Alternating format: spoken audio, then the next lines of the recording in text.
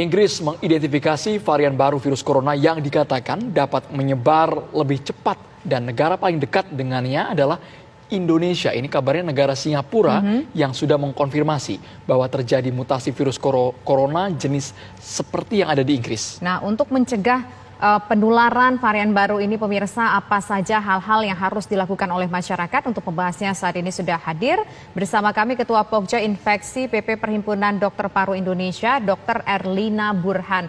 Assalamualaikum Dr. Erlina.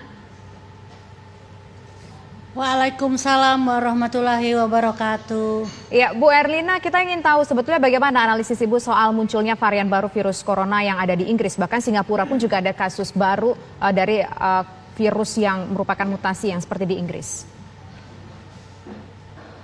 Ya, jadi virus corona ini karena dia virus RNA ya, dia itu memang akan terus bermutasi, akan terus berubah, dan sebetulnya sudah banyak mutasi yang terjadi yang diidentifikasi sejak bulan April yang lalu di Wuhan. Yang cukup terkenal adalah mutasi yang disebut D614G. Nah, tapi kan sekarang mutasinya baru lagi. Ya, jadi yang ini perlu kita waspadai karena dikatakan virus-virus yang bermutasi ini itu implikasi klinisnya adalah lebih mudah menular. Nah, sekarang kita bayangkan di Indonesia saat ini kasus-kasus COVID ini terus meningkat. Nah, saya akan menjadi sangat khawatir, negara pasti khawatir kalau sampai varian virus ini masuk ke Indonesia, maka bisa dibayangkan berapa banyak lagi orang yang akan tertular. Sementara dengan kondisi sekarang saja hampir semua rumah sakit sudah penuh. Jadi memang harus ada upaya-upaya pencegahan dari pemerintah dan masyarakat agar jangan sampai virus ini masuk. Virus ini masuk nggak datang sendirian.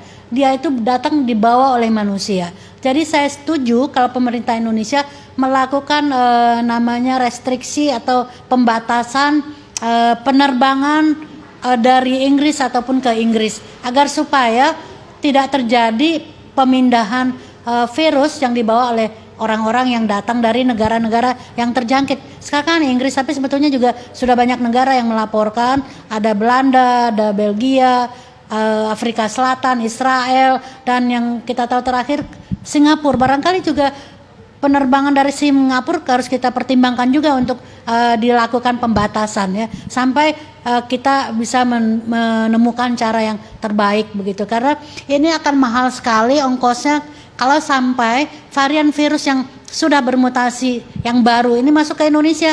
Dibayangkan, dikatakan kemampuan untuk menularnya 70% lebih banyak dibandingkan varian yang lain. Nah, ini sebagai petugas kesehatan mewakili teman-teman di pelayanan kesehatan, saya sangat sungguh khawatir ini. Baik, Dokter Erlina tadi menyebutkan bahwa ada anggapan virus ini lebih cepat menular daripada versi sebelumnya. Lalu bagaimana dengan Indonesia, Dok? Kalau memang seberapa ganas, sedangkan kita sekarang tinggal menunggu vaksin jenis Sinovac yang akan disuntikan kepada bangsa Indonesia, seperti apa dokter melihatnya? Pertama kita harus juga meneliti, melihat apakah virus yang sudah bermutasi ini ada di Indonesia. Jadi sebagaimana di Inggris, mereka meneliti terhadap daerah yang ternyata kasusnya sangat tinggi dibandingkan dengan yang lain. Nah, barangkali bisa juga di Indonesia dicari kota-kota yang kasusnya tinggi melampaui tempat-tempat yang lain. Nah, pada isolat yang di tempat itulah diteliti, dilakukan sequencing, next generation sequencing, untuk melihat apakah virus yang ada di daerah yang cukup tinggi kasusnya itu juga adalah virus yang bermutasi. Dan ini perlu bantuan dari pemerintah karena untuk mencarinya itu kitsnya sangat mahal. Itu satu hal ya. Kedua, ini sebetulnya belum dilaporkan ada hubungannya dengan keparahan penyakit. Baru dikatakan tingkat penularannya tinggi, tapi tidak ada hubungannya dengan keparahan penyakit. Nah, kemudian tentang vaksin. Ya, banyak orang yang khawatir, loh kalau virusnya bermutasi atau berubah, nanti vaksinnya nggak mempan. Nah, jadi ternyata dikatakan vaksin ini punya banyak target.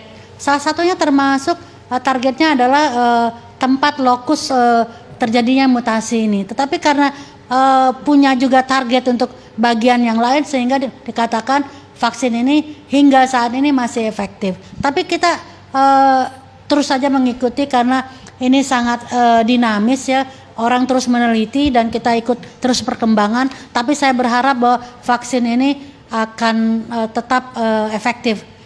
Karena ini adalah salah satu cara kita mengatasi pandemi. Walaupun vaksin bukan segala-galanya. Jadi vaksin tidak menggugurkan protokol kesehatan. Walaupun ada vaksin, protokol kesehatan 3M tetap harus dilaksanakan. Oke, Bu Erlina, ini kan vaksin, maksud saya virus berasal dari Inggris. Virus ini bermutasi di Inggris. Nah, kita ingin tahu apakah kira-kira mungkin sudah ada kajian-kajian dari yang Ibu Erlina dengar bahwa virus ini tidak akan katakan menyerang orang yang secara genetik merupakan orang keturunan Indonesia, secara genetik ataupun secara ras? Ya, sebetulnya kan bukan di Inggris saja kan ditemukan virus yang sudah bermutasi ini.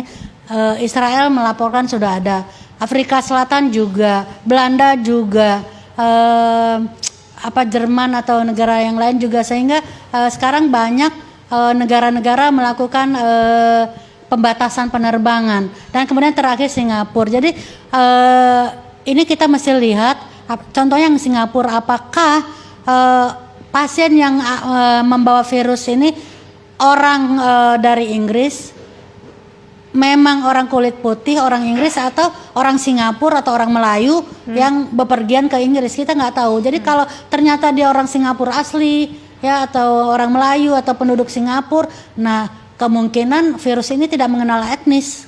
Baik. Ya, virus ini menyerang siapa saja, nggak pilih kasih nih virus ya.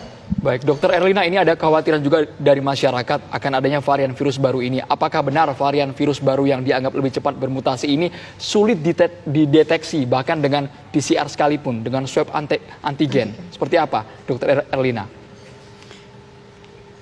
Iya, jadi untuk melihat mutasi virus tidak bisa dengan pemeriksaan yang kita lakukan sekarang, PCR dan swab antigen juga, karena pemeriksaan RT-PCR dan swab antigen itu, rapid antigen itu hanya mendeteksi virusnya ada atau tidak, bukan melihat mutasinya.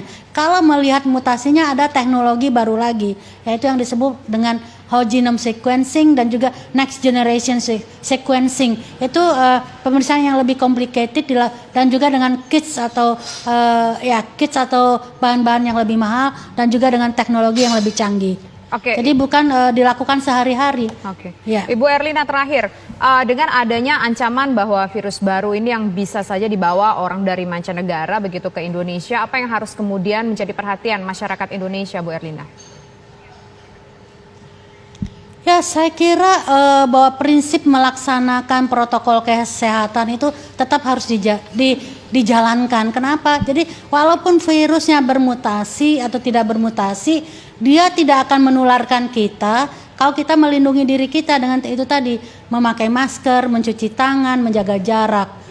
Ya, jadi ini adalah satu basic hal yang mendasar, yang sederhana, yang harus dipastikan dilaksanakan oleh semua orang Indonesia. Jangan ada yang pakai, ada yang melaksanakan, ada yang tidak. Nah, ini tidak konsisten seperti inilah yang membuat pandemi ini nggak berakhir-akhir nih di Indonesia. Ada orang yang disiplin, ada yang abai.